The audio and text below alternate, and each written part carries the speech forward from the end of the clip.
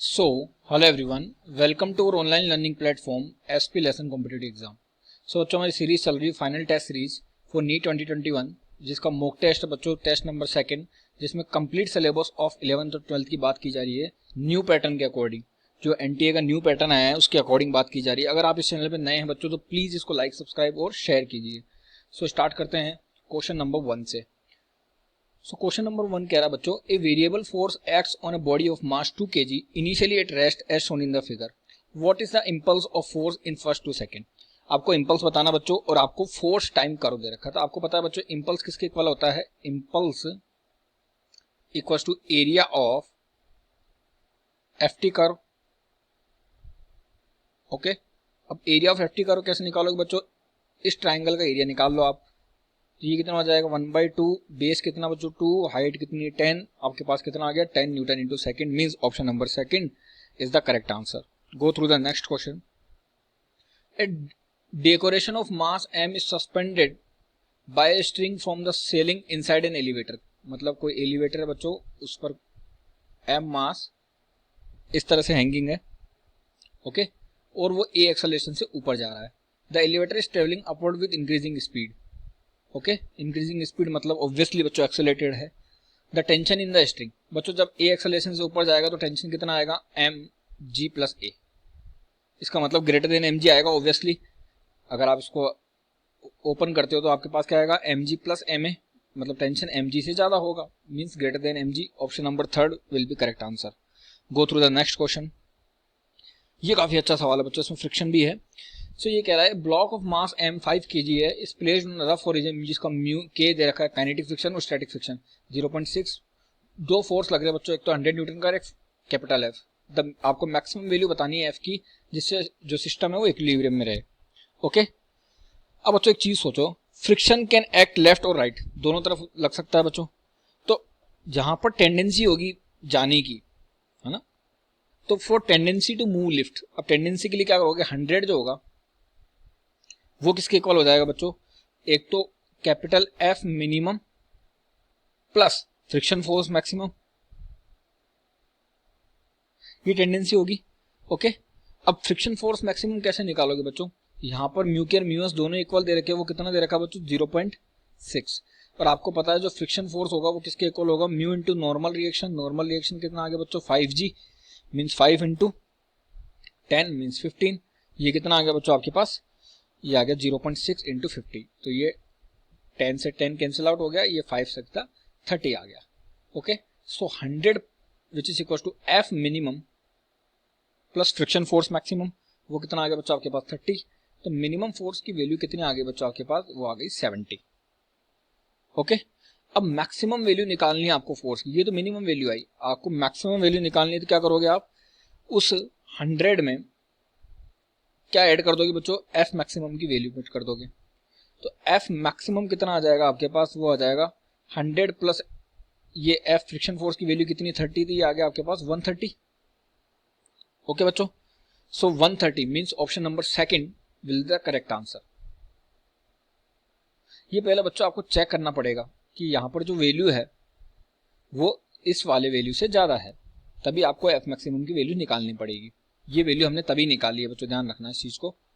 Okay, go through the next question. Question number 4, force दे रखा आपको और आपको क्या बताना है, वर्क डन बताना है, या आपको कोऑर्डिनेट दे रखे बच्चों। सीधा सिंपल सा सवाल है, जब फोर्स दे रखा हो और कोऑर्डिनेट दे रखा हो तो वर्क डन कैसे निकलता है बच्चों, integration of fx dx plus integration of fy dy plus integration of fz dz। Okay, अब सबकी वैल्यू पुट कर दो बच्चों। यहां पर तो आपको x और y वाला z वाला तो कोई फंडा ही नहीं है, बिकॉज यहाँ पे z का कोई भी कोऑर्डिनेट नहीं है। तो w जो निकालोगे बच्चों वो क्या निकालोगे, 3x dx। लिमिट कहां से कहां तक लगा दोगे बच्चों, 1 से लेकर 3 तक। ये देखो ये x1 से x2 तक, ये लिमिट लगा दी आपने 1 से 3। प्लस fy dy करोगे बच्चों, कितना आ जाएगा y² dy। लिमिट कहां से कहां तक लगा दोगे, 2 से 3 तक, ये लगा दिया आपने 2 से और ये 3 तक। जेड वाला तो कुछ है ही नहीं बच्चों, 0 हो गया वो तो। ओके, अब इसको करोगे बच्चों, ये 3 बाहर ले लिया आपने, अंदर बच गया आपके पास x² 2 प्लस ऑफ ये कितना हो गया y³ 3 और लिमिट लगा दी आपने 2 से 3।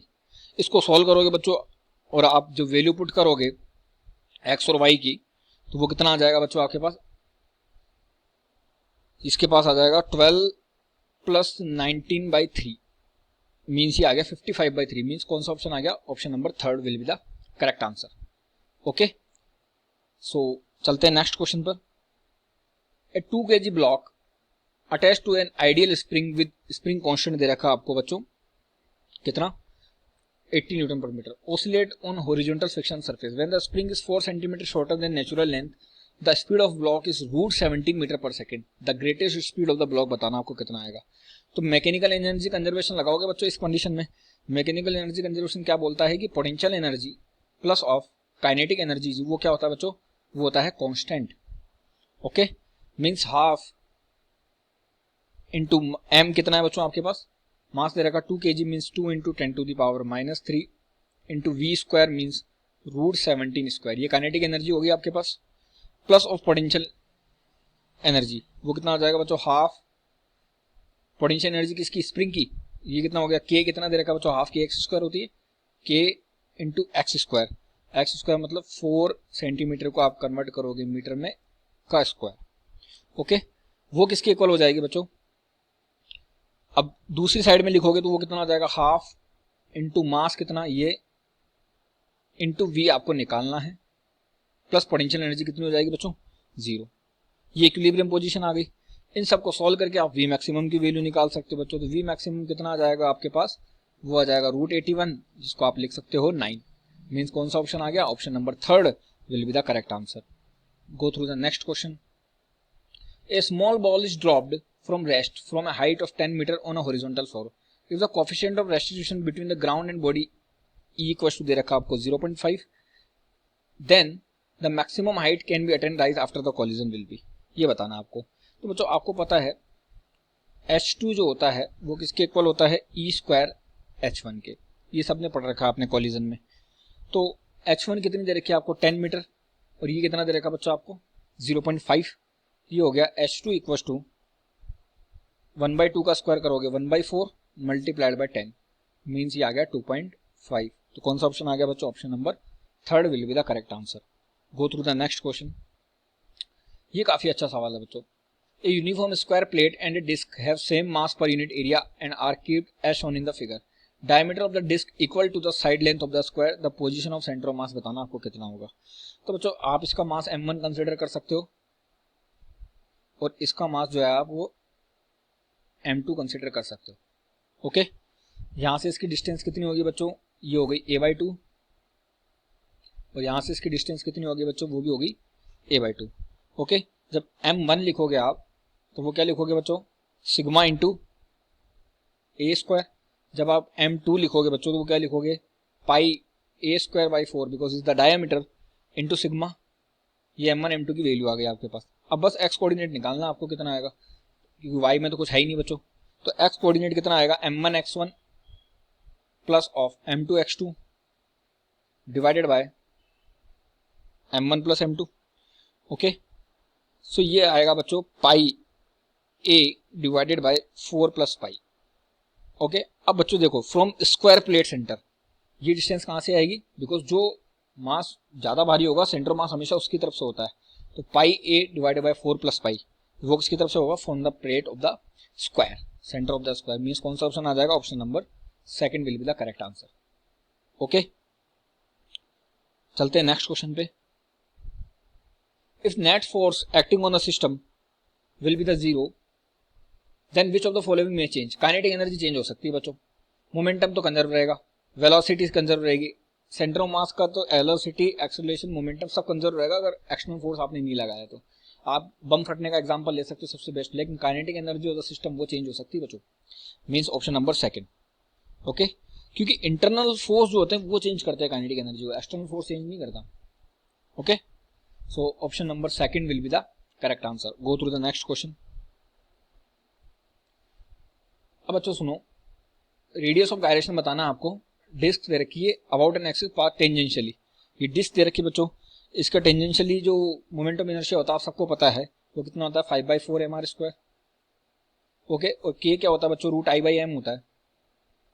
तो रूट आई कितना दे रखा आपको 5/4 mr square divided by M कर दिया आपने, एम से एम कैंसिल आउट हो गया, रूट 5/2 और ये आ गया आपके पास आर। मीन्स कौन सा ऑप्शन आ गया बच्चों, option number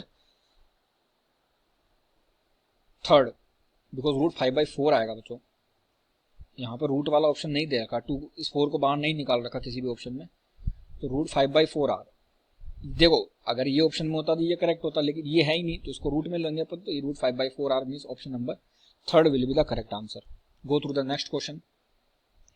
3 uniform solid sphere each of mass m are touching each other, the magnitude of force of attraction one due to other।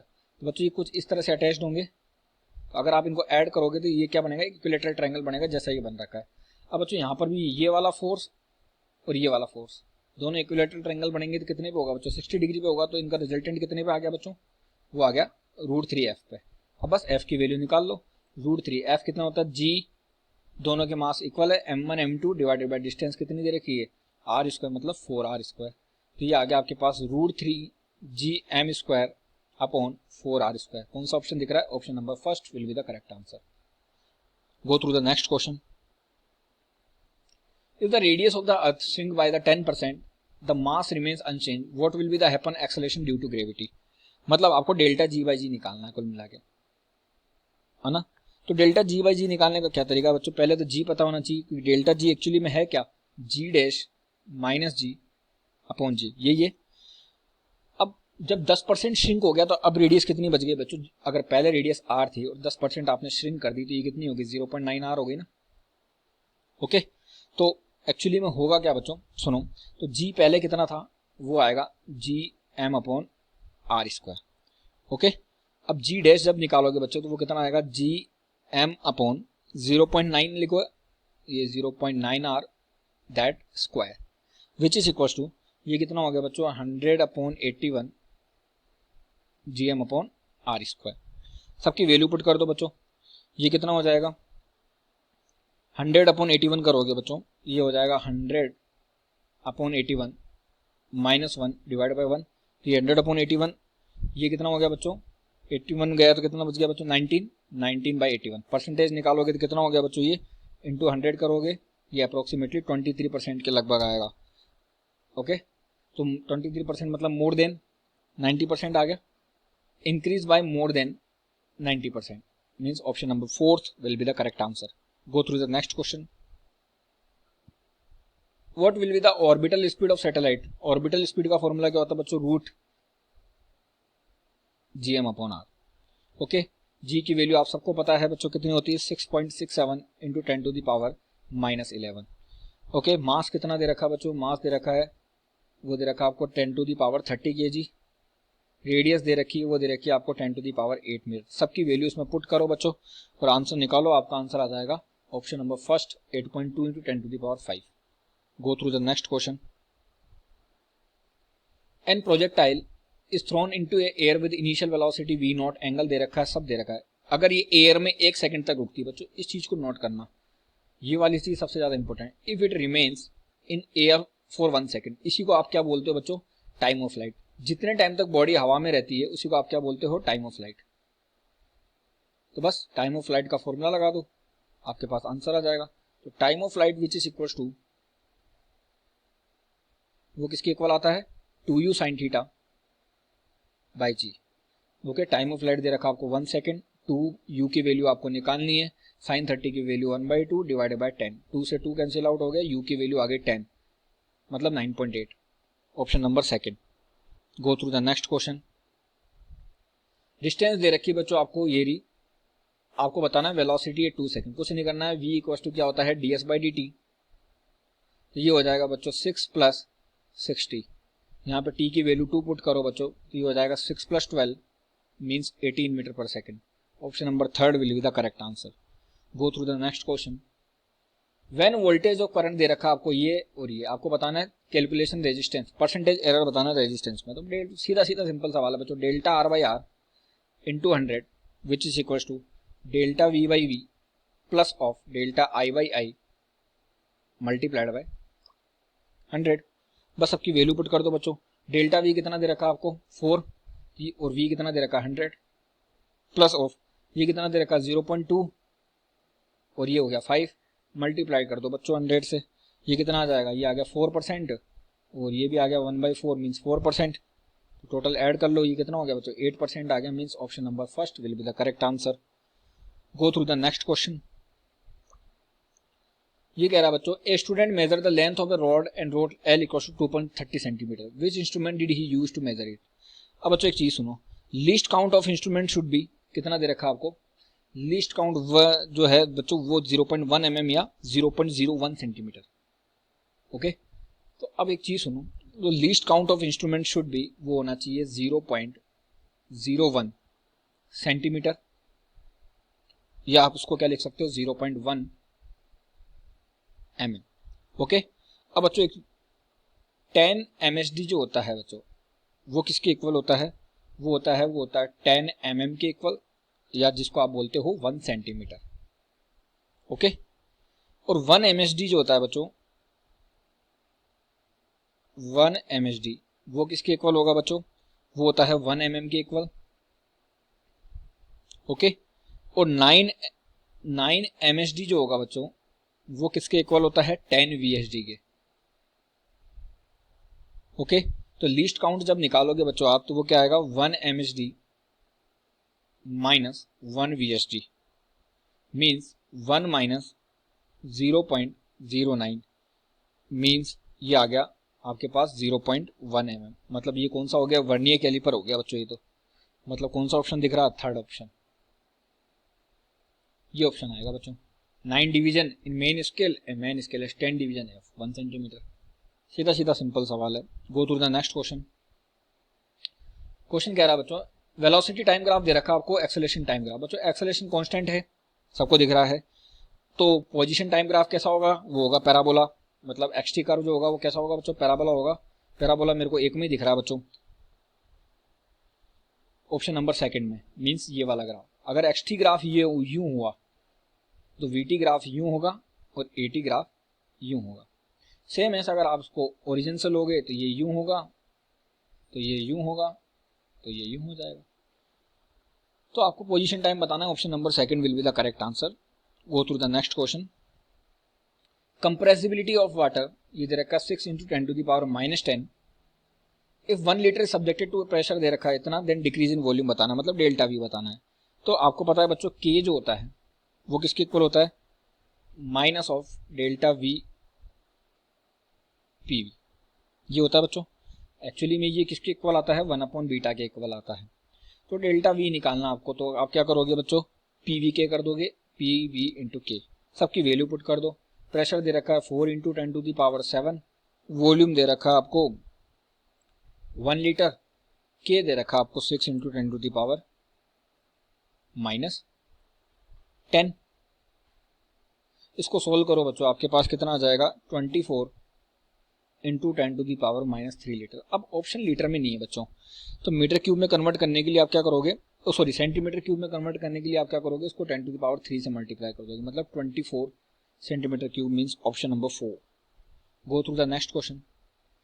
A liquid is filled up to height of 20 centimetre in cylindrical vessel. Okay, ये आपने भर दिया 20 centimetre तक,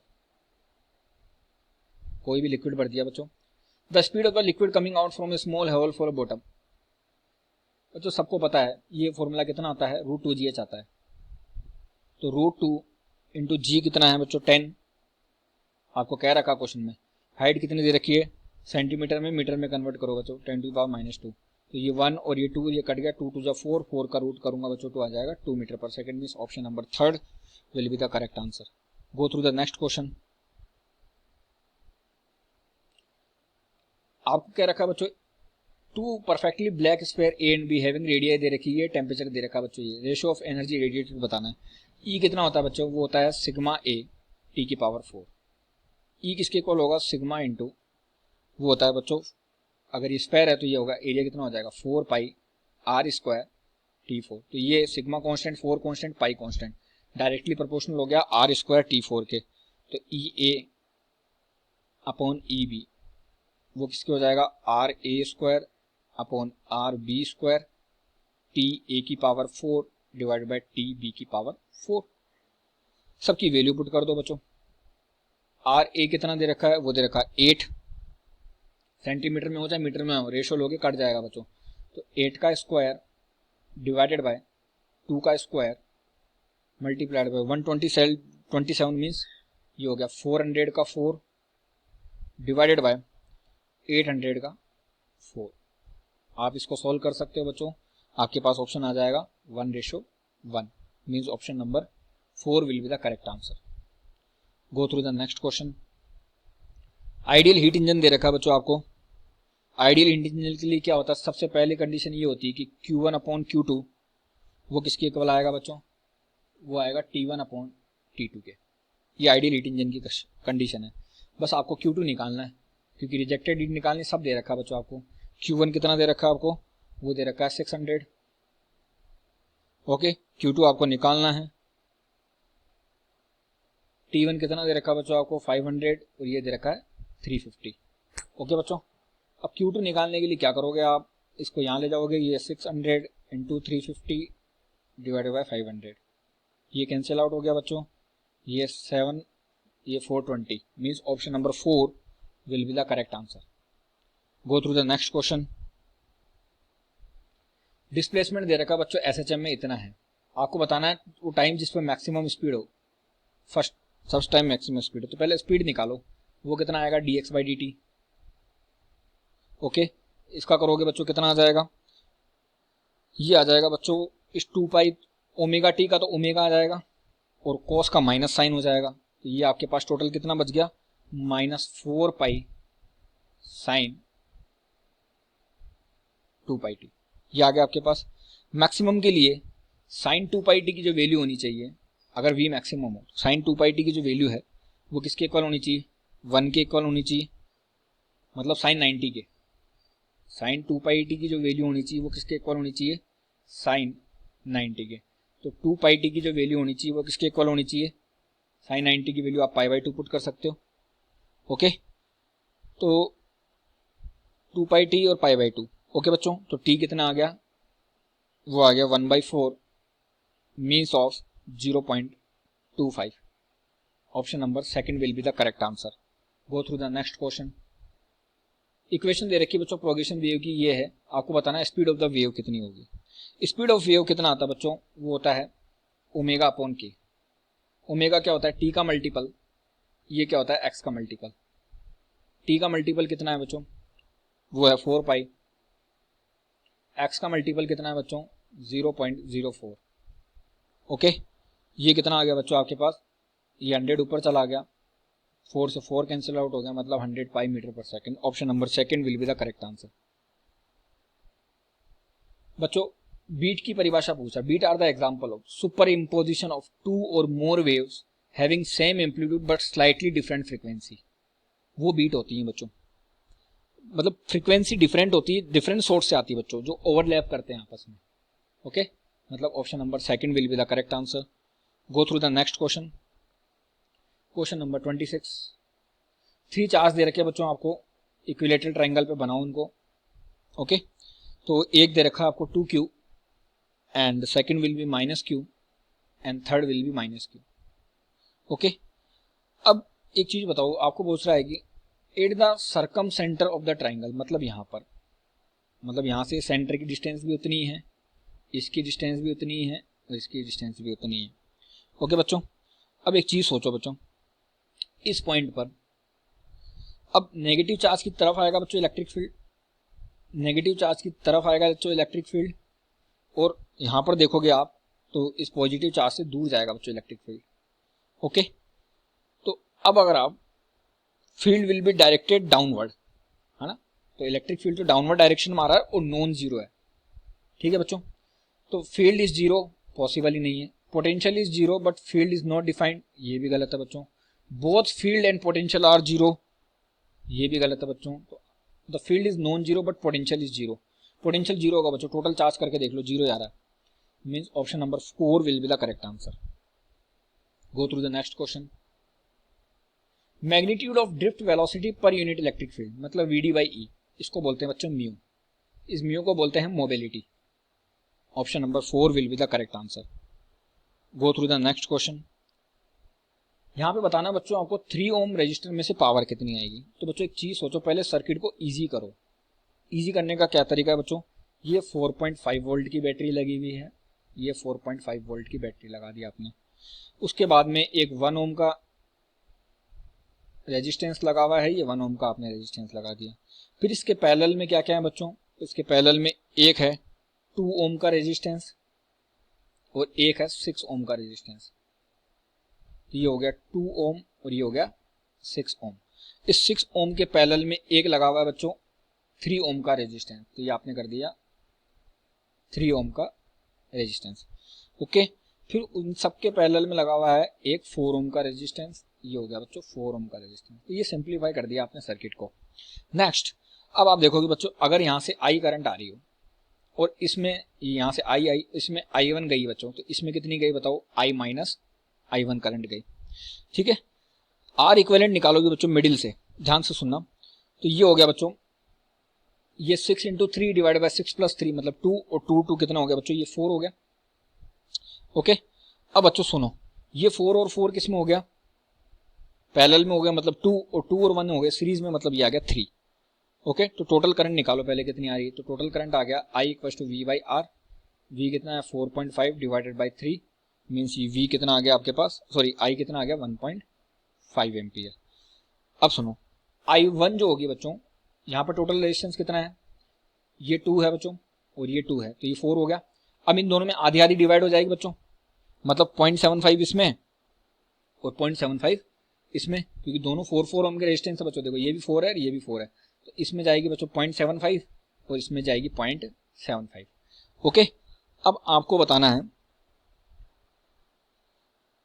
सुनना ध्यान से बच्चों, I1 कितनी है, ये 0.75 चलेगी। अब इस 3 ओम के रेजिस्टेंस में देखना बच्चों, ये 0.75 जो है फिर डिवाइड होगी और इसमें कितनी जाएगी बच्चों, करंट इन 3 ओम में बताना आपको, करंट इन 3 ओम में कितनी जाएगी, इसमें जाएगी बच्चों 0.5 और इसमें चल जाएगी 0.25। अब पावर निकालनी है आपको, पावर कितना होता है I²R, वो हो गया 1/2 का स्क्वायर इंटू रेजिस्टेंस कितना है 3.75 watt. Option number 2 will be the correct answer. Okay, go through the next question. ये मैग्नेटिक फील्ड से सवाल है बच्चों। एन आयन हैविंग चार्ज दे रखा है इतना, कोई मतलब नहीं बच्चों। इलेक्ट्रिक फील्ड दे रखा है, यूनिफॉर्म मैग्नेटिक फील्ड दे रखा है, एक्सेलरेशन 0 है और B परपेंडिकुलर टू E है। ओके, तो सीधा सीधा फॉर्मूला है V = क्या होता है, E/B होता है। इलेक्ट्रिक फील्ड बताओ कितना है, 5 × 10⁴। B कितना दे रखा है 0.8, सोल्व करोगे आ जाएगा 6.25 × 10⁴ means option number 2 will be the correct answer. Go through the next question. Horizontal power line दे रखी है बच्चों, कोई भी वायर है, सीधा सीधा मैग्नेटिक फील्ड कितना आता है μ0I/2πd। सबकी वैल्यू रखो बच्चों, आपके पास आंसर आ जाएगा, वो कितना आ जाएगा, option number 4। Go through the next question. आपको बताना है मैग्नेटिक फील्ड बताना है इस पॉइंट पे। तो कोस डेल किसके इक्वल आता है, कोस डेल जो आता है बच्चों वो किसके इक्वल आता है, BH मतलब B हॉरिजॉन्टल अपॉन B अर्थ। ठीक है, तो BE बताना है आपको, तो वो आ जाएगा BH अपॉन कोस डेल। सबकी वैल्यू पुट कर देना बच्चों, आपके पास कितना आ जाएगा 0.6G means option number 2 will be the correct answer. तो बच्चों अगर आपको ये वीडियो अच्छी लगी हो तो प्लीज़ इसको लाइक, सब्सक्राइब और शेयर कीजिएगा। Thank you.